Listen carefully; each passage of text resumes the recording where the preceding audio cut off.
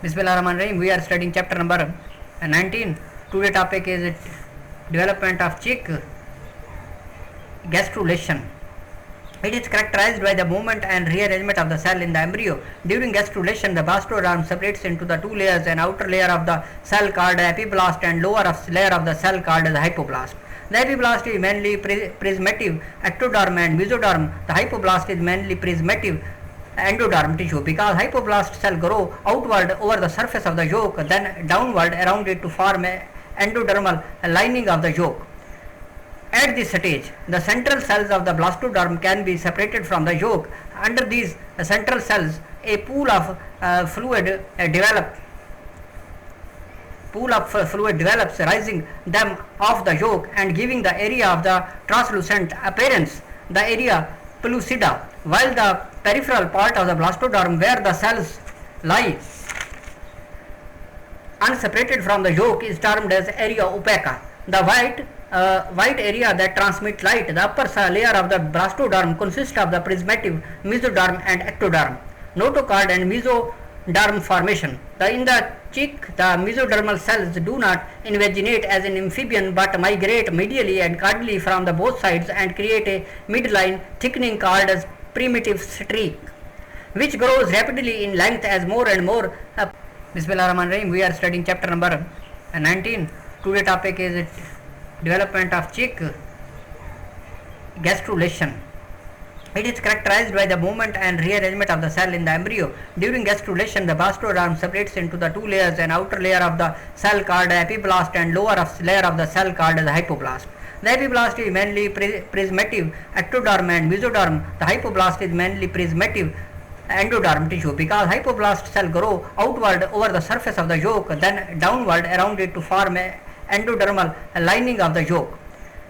At this stage, the central cells of the blastoderm can be separated from the yolk. Under these central cells, a pool of fluid develops, rising them off the yolk and giving the area of the translucent appearance, the area pellucida, while the peripheral part of the blastoderm, where the cells lie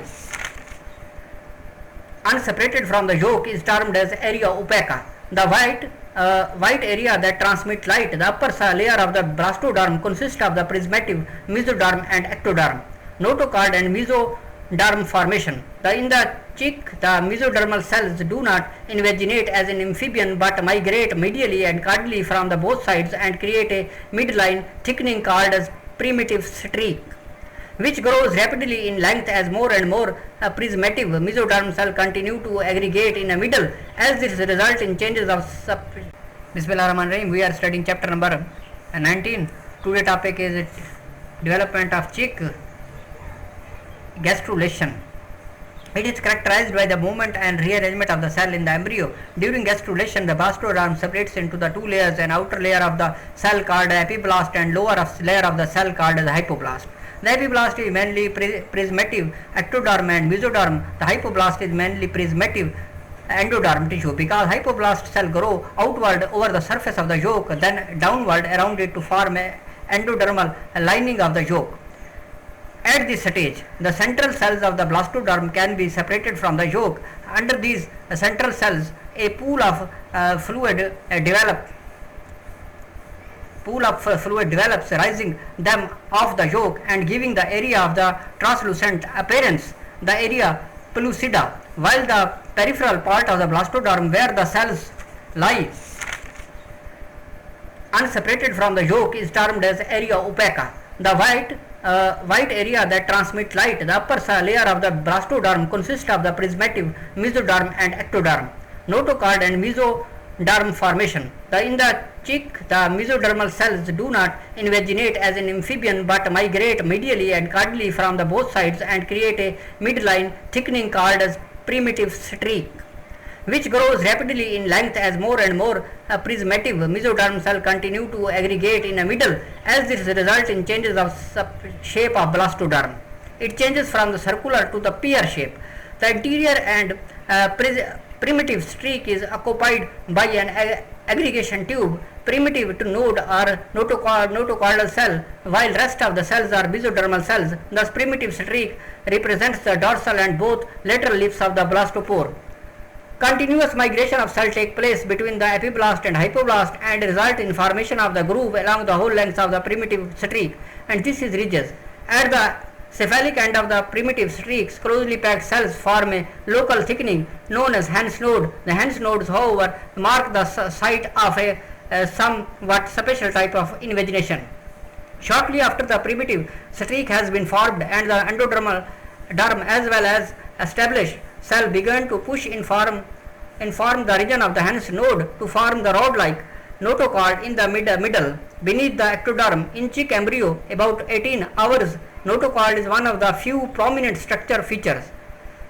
In section of the embryo incubated from 18 to 20 hours, it has been seen that ectoderm has separated and become organized into a coherent layer of the cells, merging periphery with the yolk, and the marginal area where the expanding germ layers merge with the underlying yolk is known as the germ wall, and the cavity between the yolk and the endodermal cells, which has been called as gastrocele, is termed as a primitive gut.